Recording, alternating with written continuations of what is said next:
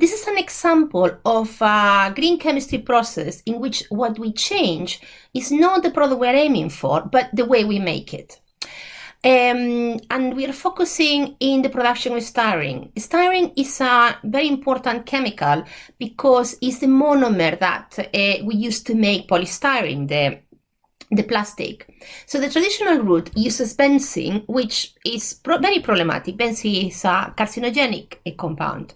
So a better way to make it is not to start it with benzene, but use a more environmentally friendly alternative of benzene. They still have this benzene ring, which are, for example, xylene and toluene. Toluene has one methyl, it's a benzene ring,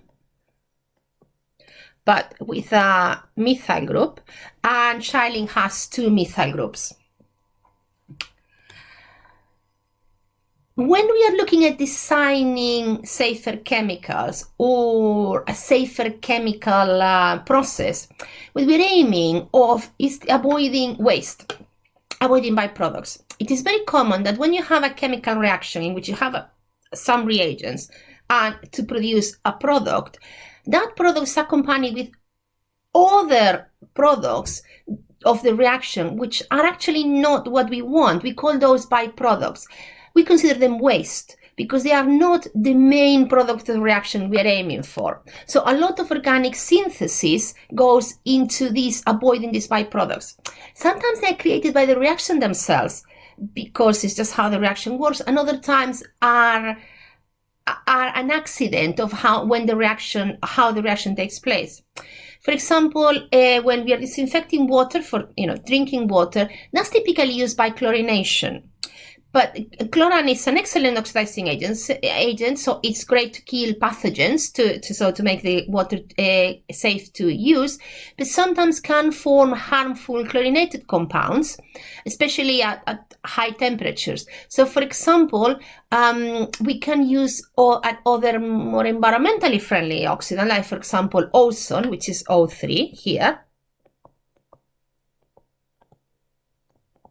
to prevent those that accidentally making those byproducts that are actually harmful for the environment. Green chemistry is also about green energy. Fossil fuels have a huge impact in our environment, and they are associated with the problems we have with climate change, the release of CO2 into the atmosphere. So there is a focus on renewable, alternative energy sources, in renewable resources, solar energy, wind energy, etc. There's also a focus on, if you need to use fossil fuels, can we reduce our dependence on fossil fuels, and can we make them as efficient as possible to burn, so we waste less fuel while we burn them. For example, the addiction of innocuous compounds like MTBE to petrol, so it increases the octane of petrol and it burns better and releases more energy.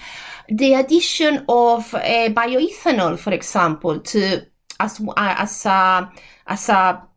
the petrol pool, so we are not only relying on fossil fuels. The removal of lead from petrol, which has already happened, which again was used to increase the octane of petrol, but it has a lot of environmental impacts, both health and environment. The use of other alternative fuels, like, for example, hydrogen, and the use of fuel cells. And I've got here an example of how a fuel looks like. When you use a fuel cell, this is an electrolytic cell in which you have hydrogen is your fuel, and it goes through the insulating material that allows the hydrogen ions to go through, and it goes to react with air, oxygen. So what you produce? Well, you produce electricity, you produce water, and you produce a certain amount of heat. So then you are liberated to the environment, more environmentally friendly chemical, and because you don't have CO2, but also you don't have the incomplete combustion products from using petrol, burning coal or burning petrol. You don't have that when you are using hydrogen as your fuel. And the process is more efficient because you are converting your energy straight into electrical energy.